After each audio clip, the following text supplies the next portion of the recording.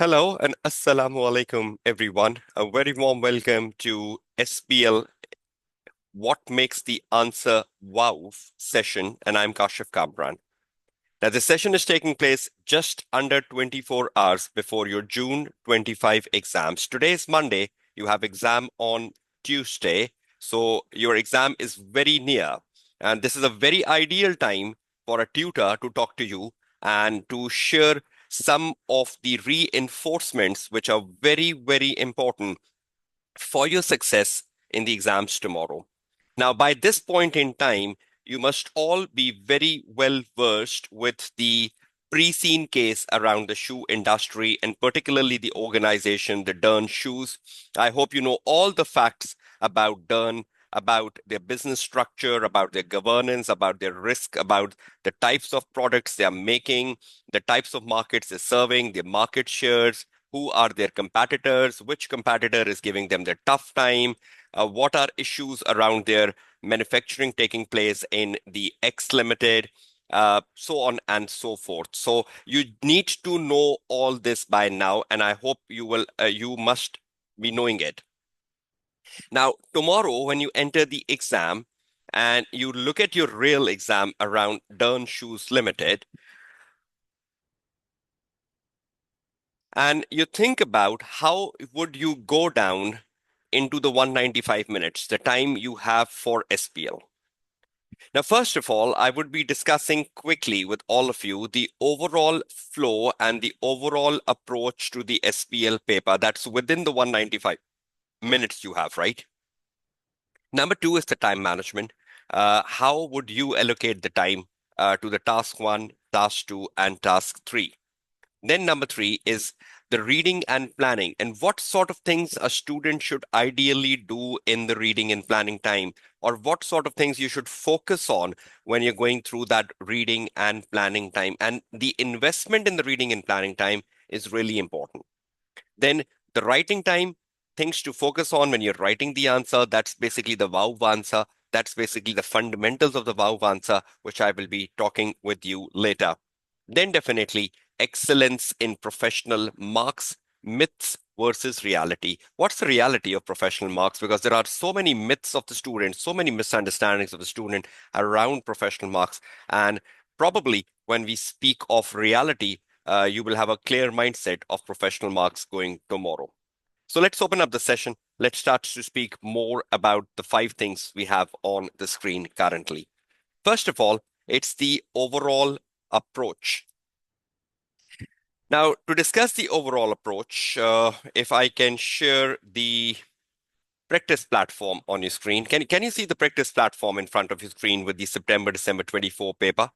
I just want to show you the overall flow which you have to maintain in 195 minutes tomorrow. Can you see the September-December 24 paper, all of you? Okay, great. Thank you. Now, I'm just using it as an illustration. Just assuming we are sitting in the exam, this is the real exam paper in front of us, like a Dern Shoes Limited. We're just idealizing a screen. We're just idealizing the interface. We're just idealizing how things will go within the 195 minutes. Now, definitely, when you enter the exam environment, when you enter the exam environment, you're very familiar with the interface. You're very familiar with what happens on the left side and what happens on the right side. So probably you can save a lot of time. You know that every window has one task. You're very familiar with that. You know that there are four exhibits on the left panel. Pre-seen is also given, but you are not using the pre-seen much because it's here. You should recall it. In a worst case scenario, if you forget something and you want to refer back to pre-seen, you can, but I probably believe the pre-seen has to be here and you're recalling it from here, right? Rather than going back to the pre-seen, just save your time as much as possible. But on an emergency basis, ACCA has provided you with the pre-seen as an exhibit if anyone needs it. Now, you know that this panel on the right side, this one, the only thing which is to be read in this side is only one information. The rest of that is useless information because they're telling what exhibits you have on the left side. They're telling that the pre-seen information is also given. So that's something you know, right? But the only one thing you need to know from here is particularly a paragraph like such. Look at this paragraph here. That's the only one paragraph, which even tomorrow will be important. Rest, you know all. They're just telling you the four exhibits. They're just telling you the pre-scene is given. You know all this, right? So only this paragraph, because this paragraph tells you who you are, what sort of a role you are playing in the task one, task two, and task three. It tells you are a senior business analyst working in the finance department of the Biago company, reporting directly to the chief financial officer. You are also often asked to carry out tasks for the board and senior manager, and it's currently September 20x4. So wherever you are using a date, like you're using date in any format, like a report format or a letter format, you're using any date. So you can assume September 20x4 as the date. And you know your position. You are a senior business analyst. So if the question asks you that you have to write something, then you should know who you are. You are a senior business analyst. Sometimes it do happen that in every task, we will be told who we are. But sometime you are the senior business analyst throughout the 100 marks paper. That's also possible.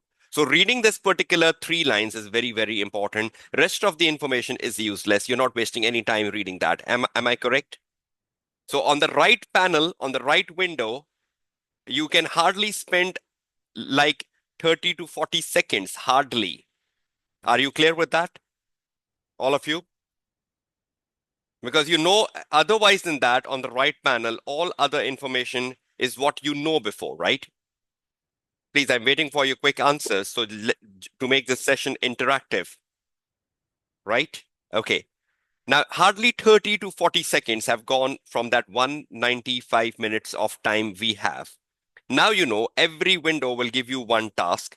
You open up the task number one quickly, and the moment you look into the task number one tomorrow, you will just pick up what I need to do. I need to make a report. That means immediately I need to open up which response option. Which response option should I open quickly? I should be opening up the word processor. So I immediately open up the word processor and I bring my task over it. So in the background, I have my word processor ready. And on top of my word processor, I have my task number one, report. Okay, I have to prepare a report. So I know a report starts with to, a report starts with from, a report starts with date, a report starts with subject, and a report starts with introduction. So the moment I see the report, I even don't know on which subject am I writing report, but at least within few seconds, I can say to, from, date, subject, intro. I'm just making the answer ready simultaneously the moment I see the word report. Okay, the next thing. Now I'll go deep inside and I'll start reading this opening paragraph here, which I say as an intro of a task. So you read the intro of a task quickly. And in this intro, you'll try picking up that for this particular task, which exhibit I have to read through. Biago Board of Directors is about to discuss its current service portfolio and how it should be managed. In advance of the meeting, the Chief Marketing Officer has sent uh, the members of the board and the current service portfolio compiled by the marketing department to assist discussion. The Chief Finance Officer has asked your assistance. Now you know who you are, Senior Business Analyst, for preparing for this meeting. You have to write a report for the CFO, assess Biago current service portfolio and appropriate strategies to manage them. Now, what are we focusing on here? We are focusing on here the current service portfolio. So I immediately know on the left panel, there is an exhibit by the name of portfolio information. So I know this portfolio information exhibit one will make up my answer. So just one exhibit has to be read for answering the task number one, which is right in front of your screen. And I know I need to answer this in a format of a report. Now, what I need to do in this report, this assess Biago current service portfolio to determine appropriate strategy to manage the portfolio effectively. Control C, and I bring it back on my word processor, Control V, and I know this is what I have to do. I need to assess the portfolio to determine the strategies to manage the portfolio effectively. So two things I have to do basically, right? One, I have to assess the portfolio. And number two, I have to determine the appropriate strategies to manage the portfolio. Appropriate strategies to manage the portfolio. So I'll break it into two parts. Number one, number two. These are two things I have to do, right? Number one, number two. Now you are ready set. You know I have to write a report. You know I need to refer to the exhibit number one or any information I can recall from the pre-seen information along with my exhibit number one. And then I have to do two things in the task number one. One is to assess the portfolio, and second is to determine the appropriate strategy to manage the portfolio effectively. Now, definitely, when you open the portfolio, you will get to know what portfolio is and what's going on in the portfolio, right? Now, the second important thing is you look at the task one and you say, oh, it's 24 marks. Now, 24 marks means I have given you a time management 1.95 minutes per mark. So now in exam, you can have a calculator on your table, and you can immediately calculate what 1.95 is of 24 marks, but you can just round it off, like 24 marks multiplied by 2, it's 48. You can deduct like 2 marks, 2 minutes from here. So instead of 48, you say, oh, 46. 46 minutes is what I have to read the portfolio information, to extract something from the portfolio information, and then write my answer in 46 minutes. Reading, planning, writing, that all goes in 46 minutes, right? Now, in 46 minutes, you have 1/4 of the time reading the portfolio information. Now, 1/4 of 46 is roughly 11 minutes. So 11 minutes will be spent on 11 and a half minutes you will be spending on reading and planning the portfolio information, and the remaining 35 minutes will go on the writing of the answer. Right. I'll be showing you what makes a most appealing answer, headings, subheadings. I have students' answers with me to show you and tell you realistically this student, that student. So we'll do a lot of comparison today, Richard. So you will have a very clear idea what we should do to make a more appealing answer, or what we should not do to annoy the marker. So we'll see what annoys the marker, and we'll see what appeals the marker. So we'll be going through that in 10 minutes, Richard. Okay. Now, uh, uh, Baoba, my recommendation is that you go task by task. Task number one, do it. Then go to task number two, do it. Go to task number three, do it. Don't just open all tasks and read them together, because you're creating a stress level. Your mind is empty, and you just want to focus on one thing at a time. Why you want to clutter your mind with task one, task two, task three? Because the moment you're doing task one, at the back of the mind, something is going about task two, something is going about the task three, and that will distract you. Or probably there could be something challenging in the task two, and you start thinking about it even when you're answering the task one. Honestly, tell me, Bauba, will that be affecting the quality of the task one? Keep your mind, keep your mind clean, focus on one task, and don't get distracted what's in the remaining paper. So currently I only know 24% paper right on my screen. I'm not worried about the 76% paper. Once I finish my 46 minutes, I'll go to the next task and then see what's happening there. In that way, I can utilize my best of the mind on the task number one, and my best 46 minutes on the task number one. Is that clear to all of you? Is everyone getting clarity? So a lot of time, just like Bauba is asking the question, a lot of time the student will see task one, what's been asked. Go to task two, what's been asked. Go to task three, what's been asked. What are you doing? You are simply creating a stress level, which is not good. Who wants the stress level? Who wants so many things in the mind? Who wants a preoccupied mind? You want a fresh mind, right? And when you enter the exam hall, you have a fresh mind. Why you want to disturb your fresh mind by looking at everything? Keep everything surprise. Just focus on 24% paper on your screen currently, what you're currently looking for, everyone. Okay, just back to the agenda. So we know the time management, right? We know it's 1.95 minutes per mark.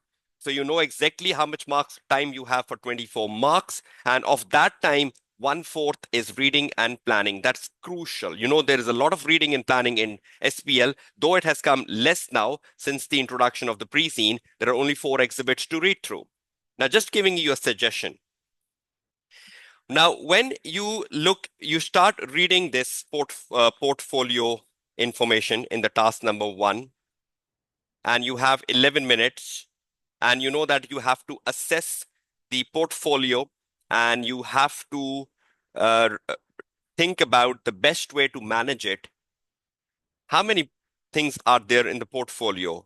Ride sharing, ride hailing, micromobility, and business service. 4. So I'll just copy them down here that I have 4 things. Ride sharing as my one. Number 2, I have ride hailing. So make your life easier, right? Ride hailing. Then I have micro mobility, and then I have business services. So these are 4 service portfolios we have.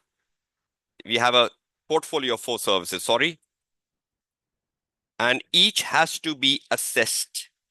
And then you have to determine the appropriate strategy to manage each one of them. So for every portfolio, what are you doing? Number 1, you are assessing it. And number 2, you are determining the right strategy. Number 2. And this goes for every. Control C, Control V. Again, Control C and Control V. You're doing it for every of them. Then again, this. So under every portfolio, for every service in the portfolio, you have to do 2 things to gain your marks and satisfy your marker. Your marker will be very happy that you have assessed it and you have also determined the appropriate strategy to manage it. So when you start reading the exhibit 1, whatever information you get about assessing the portfolio, you will copy paste that under the heading of assess the portfolio. And then you will think about the best strategy, because once you've read the information, you are in a better mind to think what strategy should we adopt, or what strategy Biago should adopt. Now, strategy is something which is your own recommendation. And strategy is something which will vary from one student to another student. One student will have a different strategy, another student will have a different strategy, because when it says determine the appropriate strategies, it's something like your self-thinking based on information given, or based on the information given. So when you read this information, you will develop a mind, and then you will be in a better position to determine the appropriate strategy for the given ride sharing or for the given ride hailing, so on and so forth. Now, one last thing. Many of you will pick it out that by looking at this information where we have been given the market growth rate and we have been given the current market shares, most of the students will pick out that assessing here means following the BCG metrics. Assessing here means to judge whether we have a low market share or a high market share, whether we have a low market growth or a high market growth. And according to that, we need to think, is it a star? Is it a question mark? Is it a dog? So on and so forth. Now, there might be 20% students in the exam who might not pick this as a BCG metrics. And they generally answer the question by assessing the ride sharing, not assessing the ride sharing without BCG metrics, and they give appropriate strategy to manage it. So will those 20% answers be marked as wrong? Will those 20% answers be marked wrong? If any, and if 20% student fail to pick this as a BCG metrics, but they assess on the basis of the information given, and they recommended the strategy based on the information given. Very good answers from all of you. No, because model isn't the best answer in SPL, right? I've told this hundreds of times. Model isn't the best answer. So if 80% student tomorrow pick there is a model, wonderful. But 20% students don't pick there is a model, nothing to worry about, because model isn't the best answer. You just need to satisfy what has been asked. And what has been asked can be with model and without model. Is that clear? So if you assess the portfolio, and if you satisfy the strategy, you're a wonderful student. What if a student who used the BCG model applied it unrealistically? He chose the dog, he chose the question mark, he chose the star wrongly. And the other student who didn't use this better assessed the portfolio and better recommended the strategy. So you have to think positively, right? You have to think positively. So don't forcefully think of a model. If you click the model, wonderful. If you don't click the model, just answer what is being asked without a model in reference. Is that clear to all of you? Now, when we look at things like this, how many marks we had? We had 20 marks, right? Now, in 20 marks, we have almost like four things here: ride sharing, ride hailing, micromobility, and business service, right? So on average, we can give each one of them 5 marks in exam. So there are different ways to break marks, right? Now, I saw four, so I thought, oh, it's better to give 5 marks each. 5, 5, 5, 20. Now, under 5 marks, how many things I have to do? Two. I need to assess the current service portfolio, number one. And number two, I have to determine the appropriate strategy, number two. Now, is the examining team saying strategy or are they saying strategies? Appropriate strategy. So you can give one, you can give two. So for a certain area, you might give one strategy. For a certain, you might give two. It's up to you, but not more than two strategies, right? Now, everything you will be writing will give you how many marks here? It will give you 1 mark each. Now, because it's just 5 marks, look at the five number. Is five a very small number? Five is a very small number, right? If you divide 5 by 2, you're hardly writing 2 points. But I've told it that if a number is small, better divide it by 1. If a number is big like 10, and you are taking 10 in one area, now 10 in one area is a very big number. You cannot write 10 points. So then you say 10 divided by 2, 5. I'll write 5 good points. But look at this. For ride sharing, I only have 5 marks. And what I'm assessing, number one, I'm assessing the market growth. Number one, I'm assessing the market growth. This is my number one part. So any student who will assess the market growth will get 1 mark. You have to comment on the market growth. Second mark you will get about the current market share. So the current market share of your company Biago, which is currently 20%. So current market share of 20%, sorry. The current market share of 20%, that will be your second comment. The Biago have a market share of 20% and you comment on that, you get your second mark. Then on the basis of the market growth, which is going through ride sharing, and the current market share the Biago have in this particular market, you will assess that where is Biago standing versus the competitor. Where is Biago standing versus its competitor? Is it behind competitor, ahead of competitor? I'm not using the BCG model, right? It's ahead of competitor, it's behind competitor. Where is it standing? Then you think about the strategy. If they're behind their competitor and there is a good growth in the market, or the market growth is just very normal, like 6%, and you're just behind your competitor, what sort of strategy you need to adopt to for future? What will you do in future in this market? So you think about your strategy here. What should Biago do to be in this market? We're not saying exit this market. The worst case scenario is to exit, right? But I hope you all know that this is their core business. Look at this. Currently, 1 out of 20 rides is shared by customers. Shared rides were the foundation of our business. Shared rides are the foundation of our business.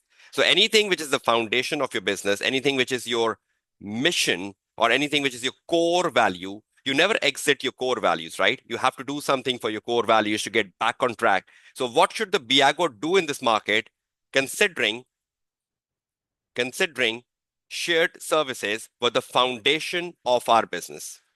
So if you say exit from it, you're very wrong, because you cannot exit from something which is the foundation of your business. You never exit from the foundations. You never exit from the foundation. You keep the foundations with you, and you try just to tag along it. You just try to support it somehow with marketings, with better services, with better promotions, so that it keeps going, going, and going. Now, this is just my idea. So you will accumulate marks, right? When you assess the market rate, 1 mark. When you assess the current market share, you assess 1 mark. When you think about whether Biago is ahead or behind the competitor in the market, 1 mark. Then you assess the strategy. Every strategy you assess will give you 1 mark, and you accumulate to 5 marks. This is just an idea.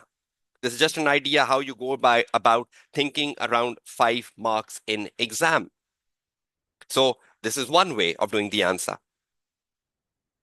And definitely it's a report, and just need to think about, is it a report asking us to prepare a report which assess. So assess means you will give a final conclusion at the end. Now this is the conclusion for the all four, that in the conclusion you will tell that out of the four services we have in the portfolio, what we need to do for each one of them. So that's just a summary, right? You will give a summary of what needs to be done for what needs to be done overall. So you just give a summary that for ride sharing or ride hailing, I have to do this, and for the business service and micro mobility, I have to do this. So you give a conclusion, because the requirement is to assess. Add a conclusion for your professional marks. Yes, it's mandatory to give a conclusion, Dua, when the question says evaluate and assess, because that adds to your professional marks. Is everyone clear? Now, I just want to share something with you. Now, what have we done so far? The moment you open the screen, within 10 to 20 seconds, you will just read this paragraph to see what is the date and who you are. Rest, you're not reading anything. Then you immediately look at the task number 1, 24 marks, and you think, okay, I have 48 minutes if I multiply by 2. So roughly I'll take 46 minutes. Of the 46 minutes, 11 minutes is to read and 35 minutes is to write. And you open the task 1. In the task 1, you see which format to answer. Report, open the word processor immediately. And in the word processor, write to, from, date, subject, introduction without even reading anything. Then you read the intro of the task 1. And from the intro of the task 1, you get to know that the information for the task 1 is in the exhibit 1, which is the portfolio information. So you will read that in 11 minutes of reading and planning time. And when you are reading the task, look at the marks. Look at how many splits we have to give in a task, because a lot of time the student don't look into the splits. Look at it once more before I show you the student answer. Look at this. A lot of time the student will just read this task and they will think they have to assess the portfolio. They will not even pick that this requirement is asking for two things: assess the portfolio and determine the appropriate strategy to manage them. Now, at times, we just look at half the requirement and we expect to get 20 marks. No, you have to read the task very carefully in SPL, because mostly in every task, there are more than one thing being asked. And then you have to split the marks accordingly. So you will take the marks in that context. And then when you open the portfolio information, you got to know there are 4 services. So you said 4 services and 20 marks. Now, every wise student will say, okay, 20 divided by 4, I will give 5 to every service. And I'll go down building up my 20 marks. I hope you're clear on that, right?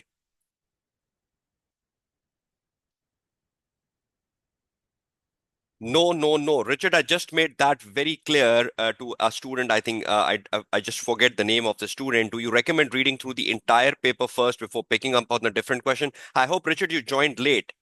We had a very good discussion on that in the beginning 10 minutes because there was a question from a student and I made him very clear. So you can just catch on the recording for this and watch the first 10 minutes of the recording. You will be absolutely clear. So do you recommend reading through the entire paper first? What's the answer? Can all of the students answer me? What answer have I given you? No. So see, all the students are giving a no answer. So that means the clarity has been given through. Okay, now one thing. Uh, can you see this table on your screen? Can you see this table on your screen?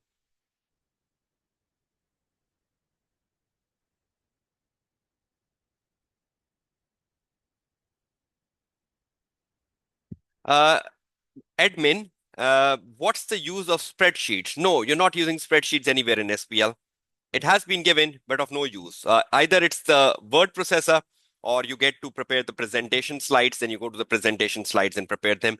A spreadsheet is of no use. Even if you're doing some calculations in SPL, you can do them on Word using your calculator. You can show those calculations on the Word file. You're saving your time. I've never found any relevance of spreadsheets in SBL. I hope you're clear with that, admin. You have not kept your name. Okay, I was asking a question. Can you see a table on your screen in front of you now?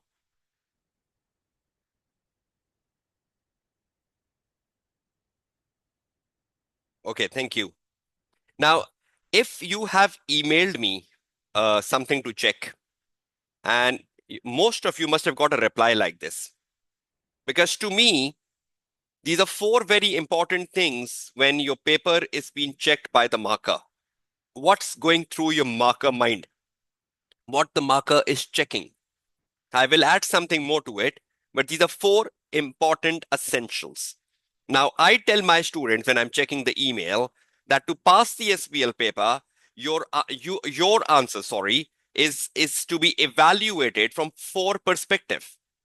And you can see the four perspective here. Number one, the depth of each well-developed point. There is no definition of a well-developed point, right? So we are not having any arguments on that. There is no definition. You will not find any definition. But honestly, tell me, if you are merely writing a sentence, is that something to impress the marker? Is that something well developed? Honestly, tell me. So one sentence cannot be a developed point. Then what's a developed point? Now, because I've been teaching this paper for last many years now, since it started in September 18, when it transformed from the P1 to SPL. Before that, I was teaching P1. So we know in theoretical papers, even I teach AAA. So in a theoretical paper, if you think about a well-developed point or a well-explained point, has to be 3 to 4 sentences long. 3 to 4. A sentence is where you put a full stop. I'm not saying 3 to 4 lines. Now, how many times I have criticized the students in emails that you are lacking on the depth. I've seen so many students just writing a single sentence. Even in the accompanying notes of the slides, when you write the speaker notes of the slide, you hardly give one sentence. If you're giving a bulleting answers, if you're giving a bulleted answer in SPL, a bulleted answer is not liked by the marking team. So please be assured, I'll just show you a good student answer and a bad student answer. But look at this. The depth of each well-developed point, will you be considering that tomorrow? Number two, the case connectivity. Now, you have to read the exhibit one, just like we were seeing. You need to read through the exhibit number one. You need to find information from the exhibit number one. You're not taking any hypothetical assumptions. You're not thinking out of exhibit number one. Either it's the exhibit number one, plus it's the pre-seen case you have here. So pre-seen case plus the exhibit number one, and you start writing your answer. Now, definitely pre-seen is not helping you everywhere, but sometime when you're writing the answer, you might recall a very good point from pre-seen about Dern Company, and you start relating that. Probably the financial information. Mostly the financial information at times is absent from the real exam, but you have financial information in the Dern case. You know what was their financial performance, what was their customer score, what was their employee score, what was their gross profit margin, what was their market share, You know the competitor names. You know the name of the competitors. You know the risk, and you know the number of risk given in the risk register. So such information can be used where needed to develop your point. So when you're talking about a point development, a lot of times students tell me that there was very less information in the exhibit. How can we develop the point? I tell the student, is it only the exhibit? What about the pre-scene? What about your familiarity with pre-scene? Where was that in the real exam? So when you're sitting tomorrow in the real exam, you have the familiarity with the pre-scene and you're reading something extra, which is the exhibit number one about the service portfolio. And from the service portfolio, you will develop your answer. But if you need a support, the support will come from the pre-scene. No forceful application of pre-scene. No forceful application of pre-scene. I've told this so many times, I might be repeating this, that examining team gets frustrated if you simply copy paste the pre-scene and you add no value. If you copy paste anything and no value is added to it, it's useless. I hope you're fine with number two. Number three, overall presentation and structure and the layout of the answer. How important that is to SPL. Just one student was asking that to me, and I have to clarify that. Now, if you want to write an appealing answer, and I'll show you an appealing answer, if there are no headings in your answer, there are no subheadings in your answer, no proper format of the answer, you're just writing and writing and writing. No one knows where ride sharing is ending. No one knows where micro mobility is starting. No one knows where business service is starting. It's all jumbled in one paragraph. Within that one paragraph, we have ride sharing, we have micro mobility, and within that one para, we have assessment and we have strategies. A good student will be the one who will put a who will put a separate heading, strategies to manage, and you will give a separate heading, strategies to manage, and you will write under that, just to show the split of the requirement, just to show the split of the task. So you have to segregate your answer. You have to present your answer beautifully, professionally. I'm not saying using colors, decorating your answer, that's not possible, but at least segregating it. When even I check your answers, I get so much annoyed looking at a jumbled answer where it's difficult to find where a thing is ending and where a thing is starting. And you get a segregated answer, you say wow. So that's one property of a wow answer. And lastly, what you wrote made sense.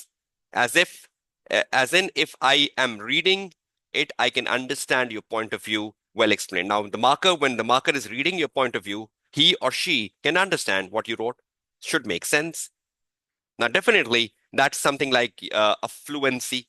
That's something like the flow of your answer. That's something like the selection of the words. That's something like using very proper sentence making. Now, that will vary from a student to student. English is not our first language, but definitely that do impact on your ability to go into 70s and 75 and 80s in SBL. But look at the first 3 points. Can all of us do that? Depth of each well-developed point, case connectivity, and overall presentation and structure of the answer. Can we all do that? All of you, before I show you some scripts to evaluate, and you will evaluate yourself with me in the session today, and you will judge how much marks will you be giving to each of these scripts.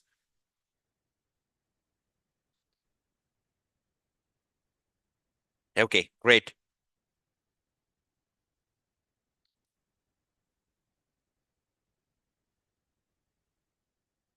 Okay, Gayatri, you have given a no answer.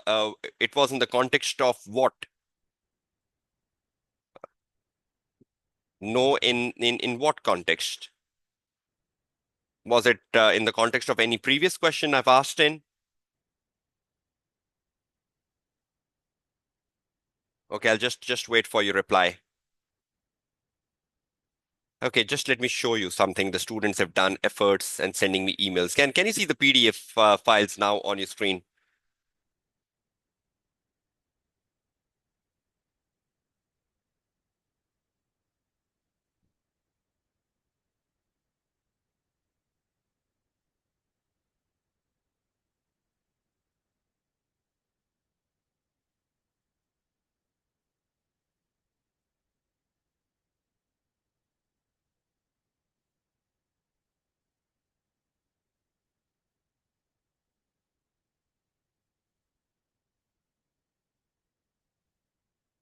Okay, can you see the PDF file? Okay, you can see. Thank you.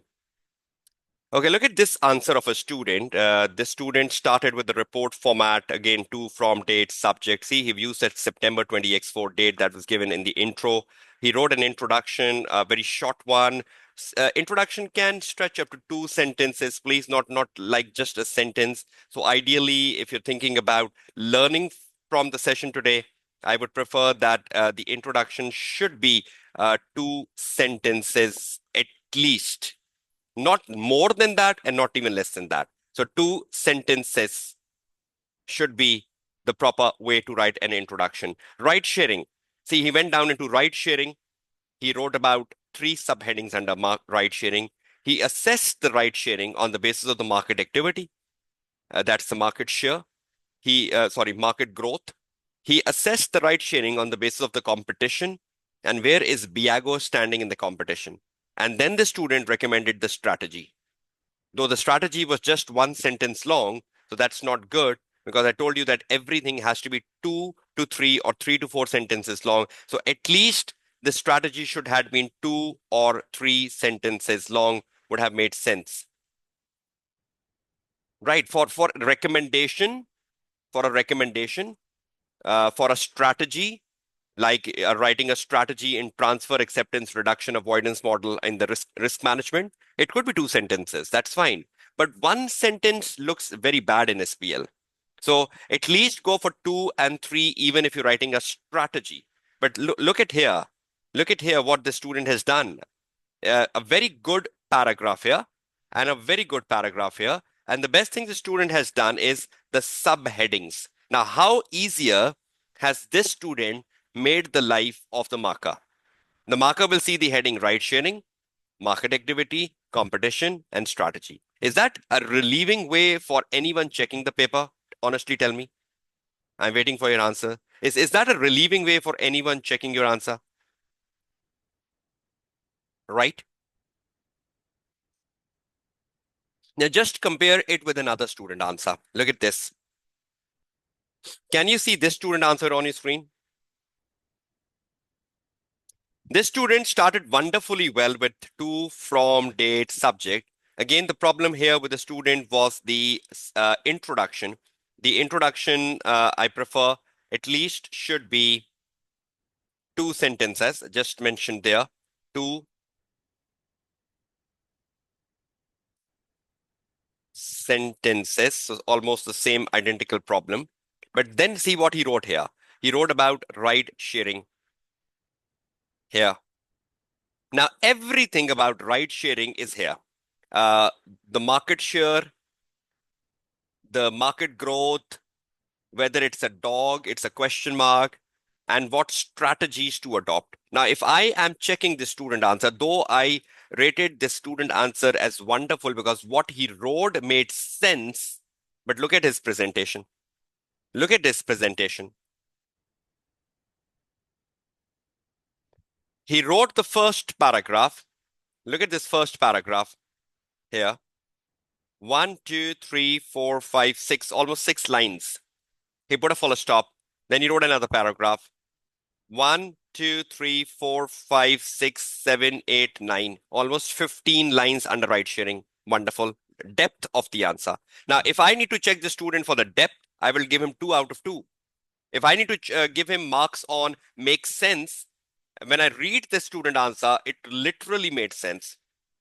This is one of the best student answers, right? But if I need to criticize this student, I will criticize the student where? I will criticize the student right over here. See this? Go back. Look at this. The depth of each well-developed point, wonderful. Case connectivity, wonderful. What you wrote made sense. Okay, though I had to struggle reading it, but made sense. But look at this. Overall presentation and structure of the answer. This will be bad. You're losing your professional marks. You know that in the professional marks, you have journal professionalism marks. And the journal professionalism marks comes from this. This is the journal professionalism marks. We don't know the exact bifurcation of journal professionalism marks and the professional skill marks, but journal professionalism marks is a good percentage of your total professional skill marks. Are you getting this? So, did you find the overall presentation of this student good? Despite he has been very good on 1, 2, and 4, but you have to read. You have to read between the lines. See, let me show you one thing. See, I have to read here. I'll tell you how. Just take an example and see what you have to do tomorrow. You want to make the life of the marker easier, or the life of the marker miserable. See, I wrote here. I read here. So I found he wrote that as per the BCG metrics, ride sharing should be considered as a dog. He wrote it here. So I have to read through it because Biago holds 20% market share. That's next, and 20% market share, and the growth in the ride sharing market is only 6%. So the growth is only 6%. Biago holds 20%. He classified this as a dog, but I have to read through. Then he has given some strategies, so I have to read through the strategies. What's more suitable? He wrote over here that.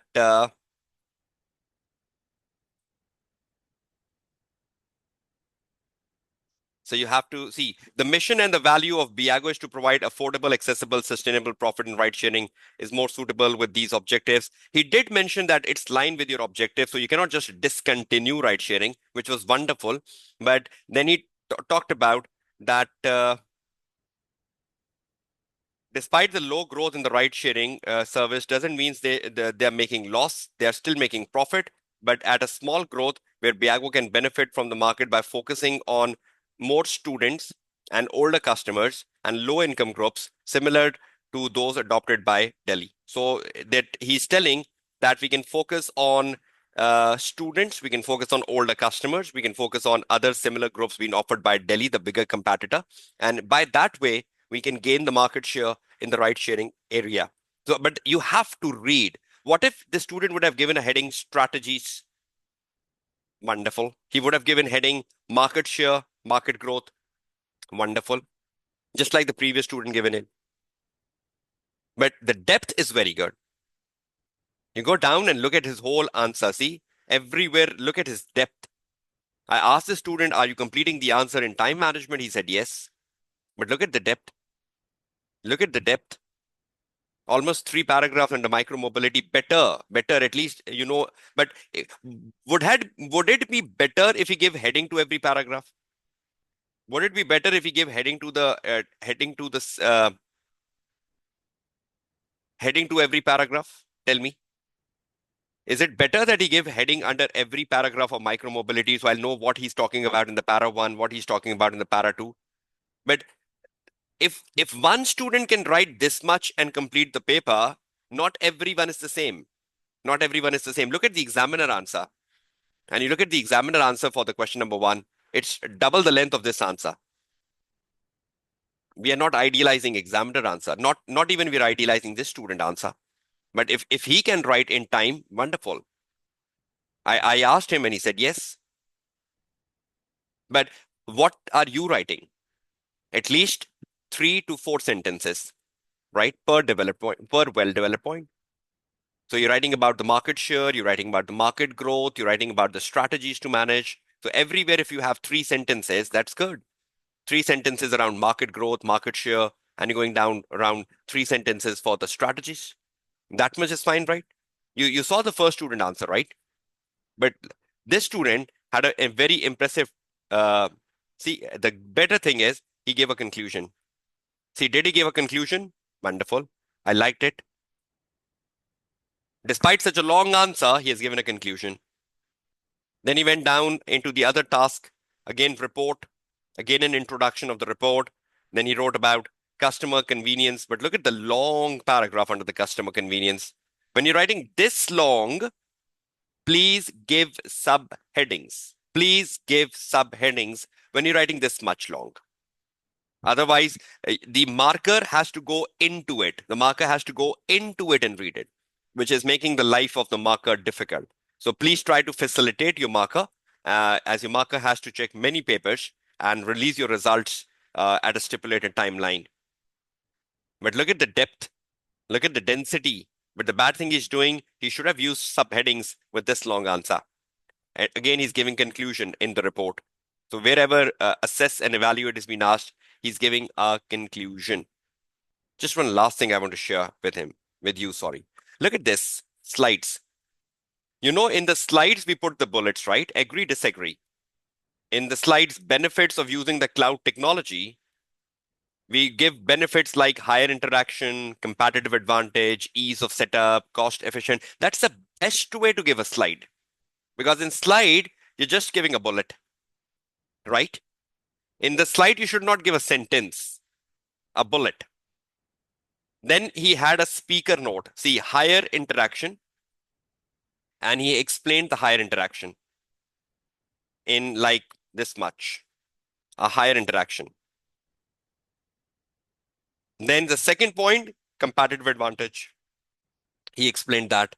Then the third point, ease of setup, he explained that. Then cost efficient, he explained that. Now, the speaker notes were too lengthy for the student. Now, when you're writing a speaker note and you're explaining every bullet, in the speaker note, in the speaker note, each uh, explanation of a bullet in the slide, each explanation of the bullet in the slide should be max 2 or 3 sentences. Even two is better. Even two is better, but 2 or 3 sentences. That's better because these are accompanying notes of a presentation. But that density is too much, but good. Good in that context because he completed it in time. So he has a super typing speed. But I hope you're getting the track of a presentation with bullets followed by the speaker note. In the speaker note, every bullet will convert to a heading. That's a wonderful thing he did here. Higher interaction, he made a heading. Competitive advantage, he made a heading. But under the heading, 2 to 3 sentences maximum. Are you clear with that? So are you finding some sense from what sort of things you can do tomorrow in terms of structuring your paper, giving a layout to your paper?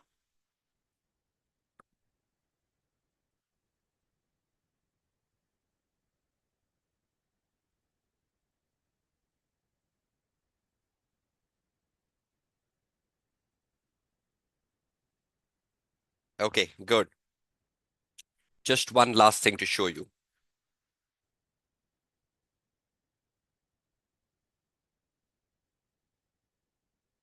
Okay, so far, so forth, I've shown you an overall flow and the approach to the SBL paper by looking into the task number 1 from September, December 24. I made it clear that you will go with one task at a time. Keep your mind fresh. Don't cluster your mind by reading all the tasks in the first 5 minutes, 1, 2, 3, because your mind will then become occupied. If there is a challenging task, that will start bothering you even when you're answering the task number 1. So when you are into task number 1, you're only into task number 1. You're not thinking about 2 and 3. Your mind should be clear, fresh, and focused. And I've shown you the flow to go with in task number 1, right? What flow you have to maintain in task 1, how you pick up the marks, how will you set up the word processor, how will you think about which exhibit to read, so on and so forth. We talked about the time management, 1.95 minutes per mark. We talked about the reading and planning time that you copy paste in reading and planning time. You copy paste from the exhibit 1 to your word processor uh, in the reading and planning time. And once that is over, in the writing time, you convert that copy paste into a well developed point. Use headings, subheadings. Break the answer into as many headings as possible according to the task. Assess the portfolio, one heading. Strategies to manage, second headings. At least 2 headings should come under micromobility, ride sharing, ride hailing, minimum 2, because that is what was asked for. Split the marks very well and go down. If you lay out your answer well, if you structure your answer well, you have proper headings, you are earning journal professionalism marks, which are part of the overall professional marks, right? That's one thing. Now come back to the second aspect of it. I'm just taking your questions. If you are dropping any questions, just give me 5 minutes. The one final aspect of professional marks. One way to gain most of your professional marks is case connectivity. Listen to me. One, case connectivity, format, headings, subheadings. Split. Split your answer into what the requirement is asking. Now, this requirement was asking us two things. So if I split my answer into two subheadings under ride sharing, under micromobility, under business service, I'm earning my professional marks. That's one structure of professional marks. Now, the second structure of professional marks is when you're writing your technical answer and it's in your technical answer. You have to do nothing extra for that, right? You're not doing anything extra for that. It's just the way your technical answer has been written. But look at this here. Professional marks are available for demonstrating analysis skill. And I have told this many times that whenever the marking team or the examining team, sorry, tells you that you have to demonstrate the analysis skill, they will also be telling you how would you do it. Now, when you're writing the technical answer, you will make sure of that. Demonstrate the analysis skill in considering and reflecting on the information provided by the marketing department. Doesn't that simply mean that you will get the analysis mark if you make use of the information given to you by the marketing department? So any student who has a case connectivity, any student who have picked the points from the case, from the exhibit number one, from micromobility, from business services, and he has extracted the points from the exhibit number one, isn't this what the marketing team is telling over here? Look at this sentence and tell me, am I right, am I wrong? In considering and reflecting on the information provided by the marketing department. Does that mean that your answer should be well connected to the case study? Yes or no?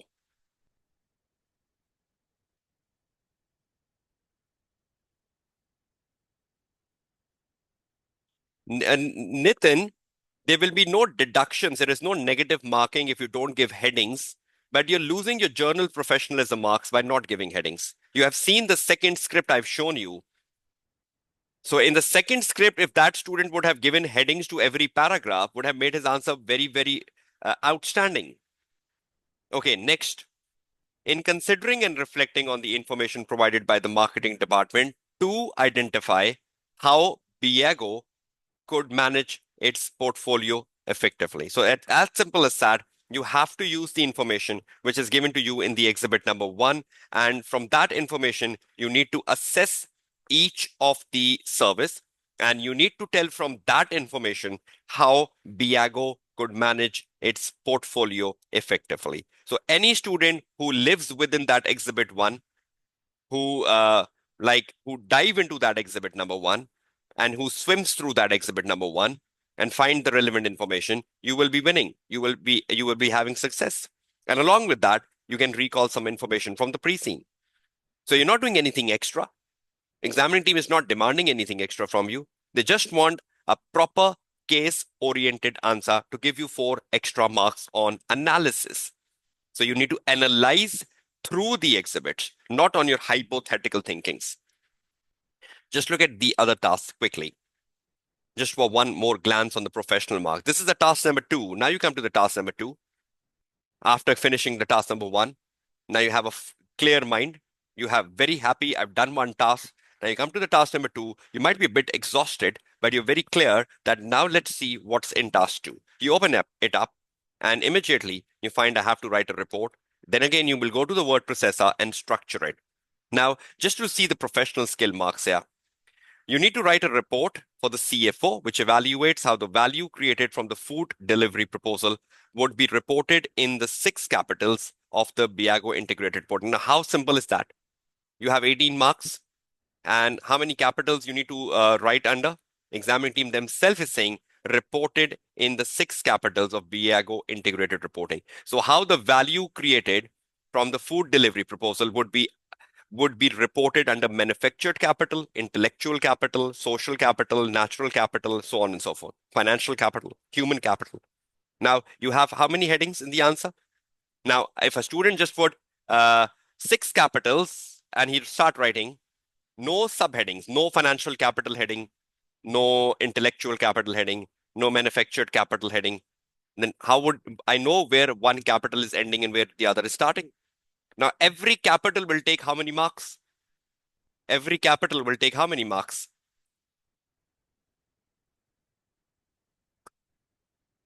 Every capital will take 3 marks. Now, is 3 a small number or a big number? 3 is a small number, right? So how many points will I be writing under every capital? Ideally, 3, not 3 to 4. 2 to 3 is better answer. 3 to 4 is too much. 3 means 3 because 3 is a small number. If it would have been 10 for every capital, I would say 10 for every capital. How can I write 10 points for every capital? I'll say, okay, 10 divided by 5, 10 divided by 2, I'll write 5. Now, 3 is a very small number. If you find 3, write 3. But if you don't find 3, minimum write 2. Minimum write 2 because every well-developed point is 2. So at least if you can't write 3, then write 2, 2 or 3. 2 or 3. That's a better way. Komal, 3 to 4, 4 is too much, right? Okay, just let's look at the professional marks here and I'll show you the student answer. Professional marks are available for commercial acumen skills. So commercial acumen skills are here. But again, the examining team will tell you how would you be demonstrating that commercial acumen skill when you're writing the 18 marks answer in demonstrating awareness of the wider impact of the food delivery proposal on Biago ability to create value for the stakeholder. Definitely, when you read through the food delivery proposal in the exhibit number 2, you will be able to find from there that what will be the wider impact of this food delivery proposal on Biago ability to create value for the stakeholder. Aren't you writing the wider impact? Aren't you writing the financial impact, the manufactured impact, the intellectual impact, the human impact, the natural impact?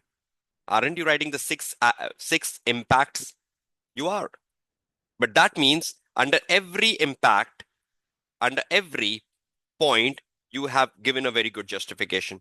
You have demonstrated awareness of the wider impact. So how would the food delivery proposal would be reported in the 6 capitals? So under every capital, you have to emphasize upon how is it creating value. Under financial capital, how is creating the financial value? Under manufactured capital, how is creating the manufacturing value? Under the intellectual capital, how it's creating the intellectual value, and then at least give a conclusion. And in the conclusion, you can tell that how this food delivery proposal is creating value for the business. If you're not linking with every point, you can give a conclusion. And in the conclusion, you can tell that how this food delivery proposal is creating value because it says evaluate. Evaluate means again to conclude that how this proposal is creating value. So either you link creating value with every capital, or you write it as a conclusion that how this proposal is creating value in an absolute form. It's up to you. And that's how you get down your professional marks. Just let's quickly scan a student answer here. And just let's go to a student answer here. If we can find a student answer for this, the 6 capitals.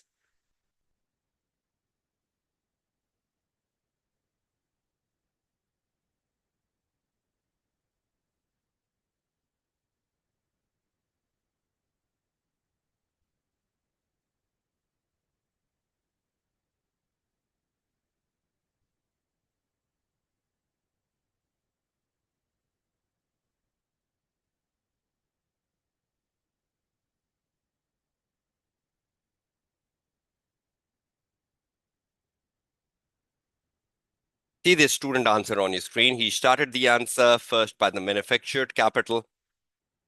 He started with manufactured capital right here. I hope you can see that on your screen. And under the manufactured capital, he wrote a paragraph. Then under intellectual capital, he wrote a paragraph. Then under the social capital, he wrote about 2 things: impact in community, establishment of partnership.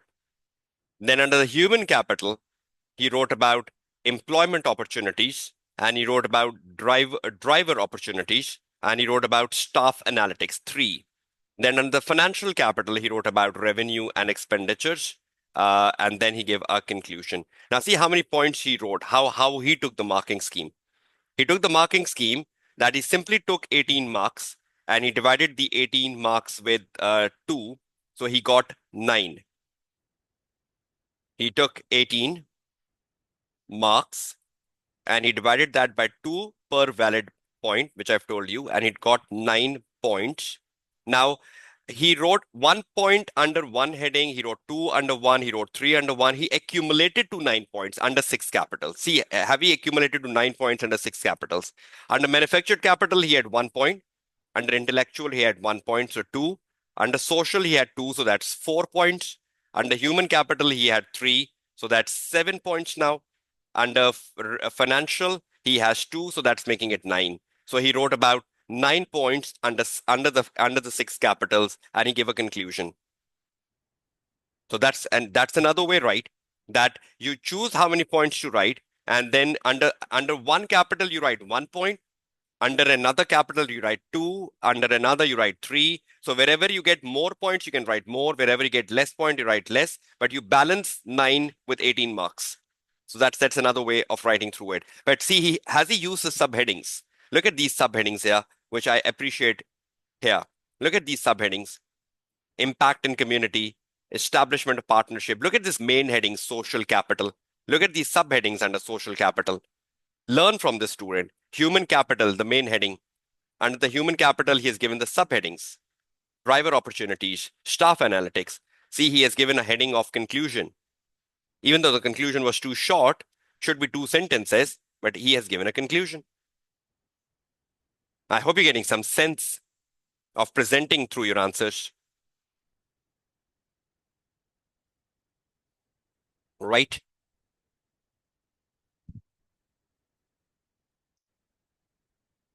So I hope uh, you will go well tomorrow. I hope you found some ways of like some ways to do better tomorrow, because we're not learning anything in the session today. You have exam tomorrow. We're just trying our best to get some reinforcement, some clarification, some way of making the answer look wow or better. I've shown you different ways of that. I've shown you how you can add value to your answer, how can you write a more case connected answer. I've shown you some student answers on screen, that what sort of efforts they have done in writing and submitting answers to me for review. I've shown you the uh, way I scan the student answers. Okay, just one last thing. So when we're looking for the professional marks, first of all, we need to ensure that the easiest way to get them is format, structure, headings, subheadings. Break your answer into different parts as required by the requirement. If it says 6 capitals, then break your answer into 6 parts. In the task 1, it was asking about 2 things. We break the answer into 2 parts. So break the answer according to what the examining team is asking for. And then you can use as many subheadings as possible.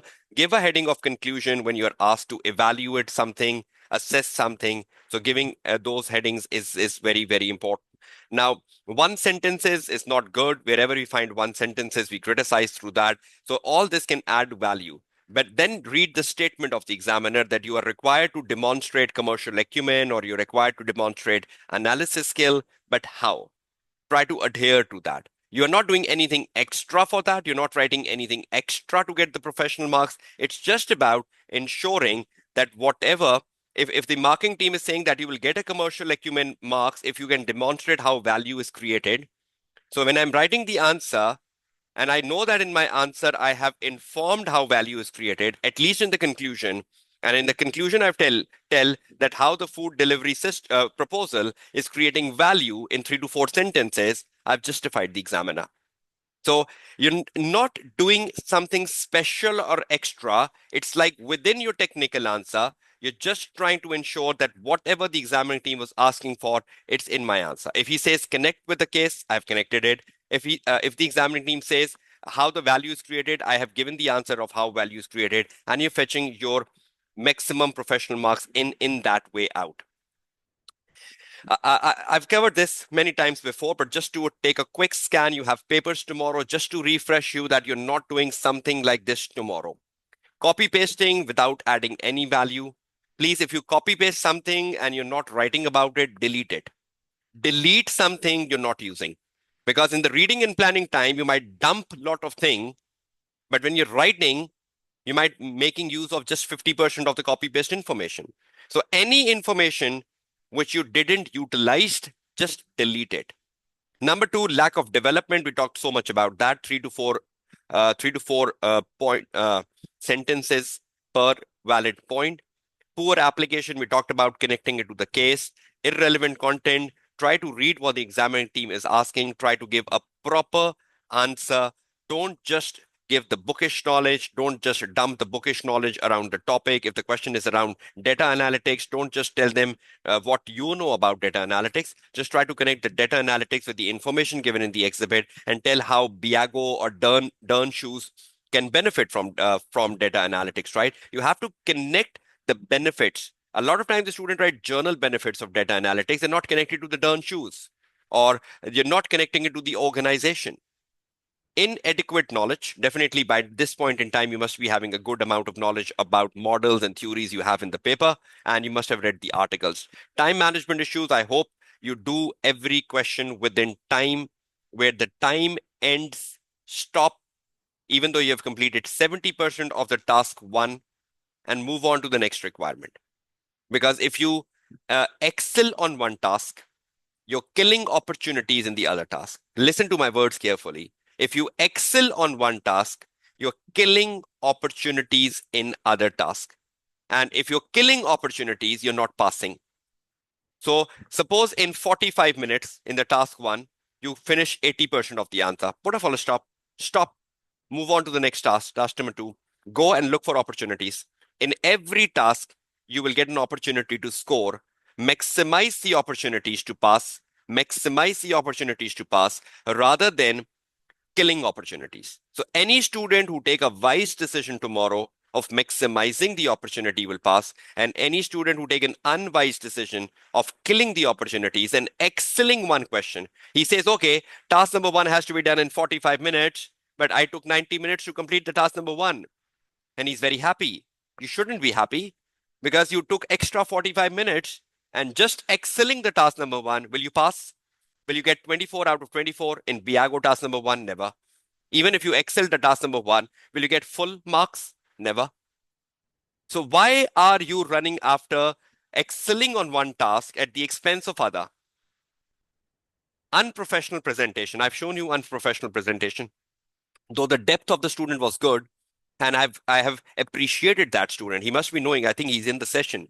He must be knowing that I've appreciated him. He's a good student and he has done questions in time management, but he has to improve upon headings and subheadings. I think he will learn that from the session today and will do better. And I expect a very good score from that student if he is in the session. I think I saw him joining the session, so I hope he is in the session. Okay, so is everyone clear with this? Is everyone sound with things we have discussed around? Have this given you a sort of a refresher of things you should be looking for? Don't get panicked tomorrow, right? If you don't know, you're reading a task one and you find the B requirement a bit challenging, either don't do it, leave it, and come back to it later. Suppose if task 1B is of 10 marks, leave 20 minutes and come in the end when you have 20 minutes back to the task 1B. First, maximize the opportunities. First, do what you know. What you don't know or you find challenging, like for example, task 1B for 10 marks, keep 20 minutes and come back to it later. But first, attack what you know from every task, maximize your opportunities, maximize your marks. And suppose if you don't know a 20% paper or you find 20% paper challenging, you can give 40 marks, 40 minutes for that, and you will come back to that and do something. Because something is better than zero. Do something. There is no negative marking. So whatever you can think about, whatever you can think in the context of the case, write it. So you might get 10 out of 40, 12 out of 40, 14 out of 40. That's better than rather than just leaving it. So wise decision making, wise decision making, keeping yourself calm, composed, looking at the glass as half full, not half empty. Optimism plays a very crucial part in your exam success.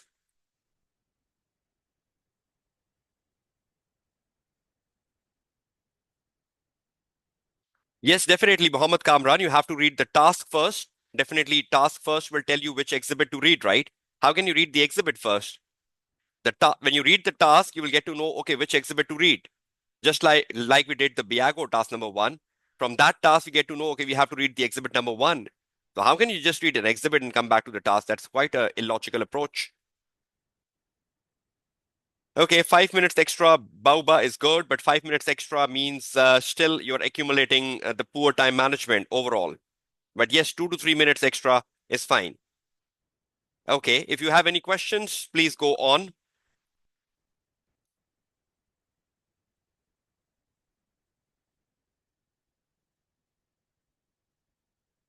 And please listen to first question and then raise it. If you just put questions in a flood, I can't read it. Okay, let's go one by one. The first question. Uh, Mufaro. Let me first read a question of a student and answer him. Please then go down read doing the other questions. Please listen to my instructions carefully, all of you. Okay, there was a question from Mufaro. Sir, can I use the approach, state, explain, apply to the scenario and developing point? Yes, that's quite good. You first identify, then you explain, and you connect with the scenario. I think that's quite good enough approach, Mufaro. If you're using it at home in practice, go ahead.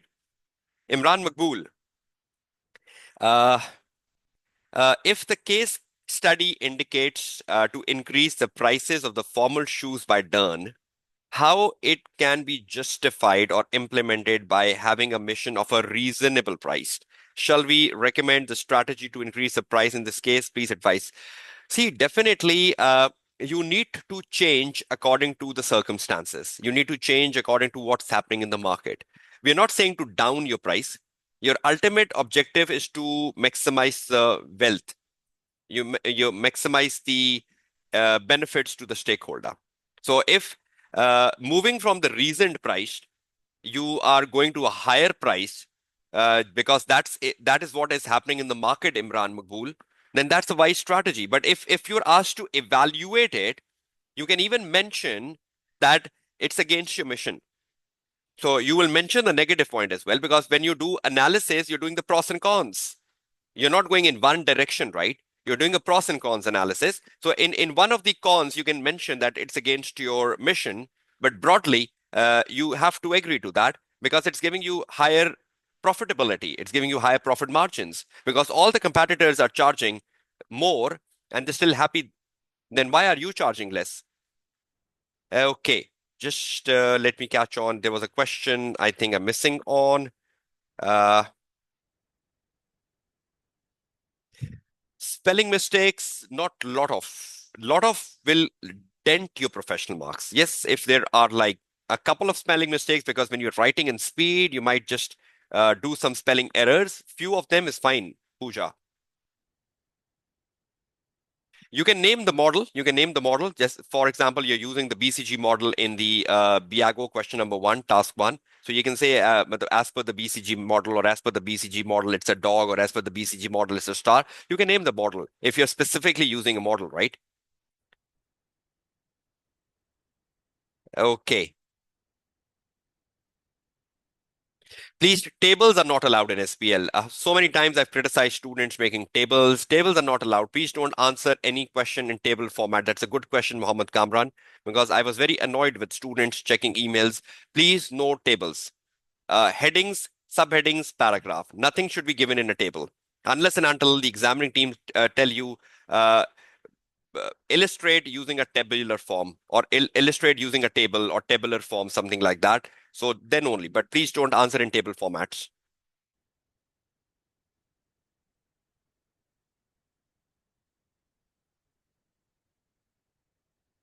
Uh,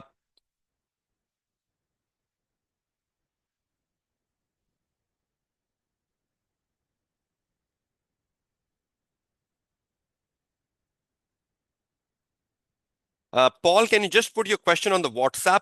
I'll just be replying to you after ending the session because just need to give you a better reply to that. Okay.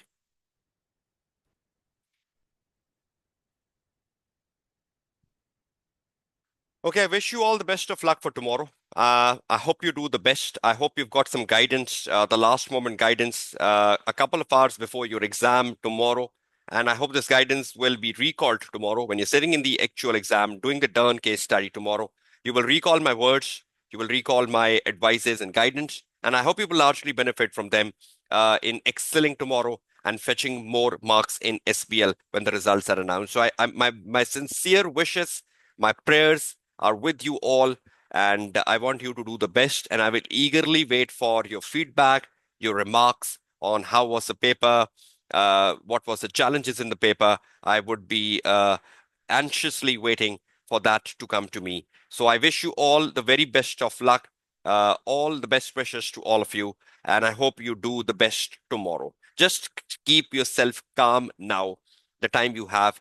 Take a good night's sleep, relax yourself, go fresh into the exam hall tomorrow and do your best. You have the abilities, right? You can do it.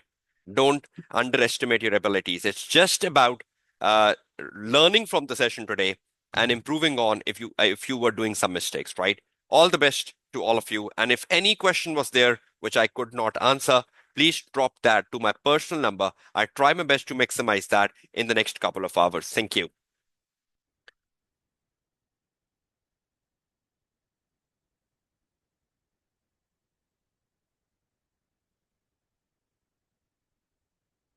You're all welcome. You're all welcome. And my best wishes are with you all. I hope you do the best tomorrow. Thank you so much for coming in at a very short notice and all the best. Yes, the video will be uploaded. I'm just putting it on the YouTube. You can check it in next 10 to 15 minutes on the YouTube channel, and I'll be sharing the links. Goodbye and Allah Hafiz all of you.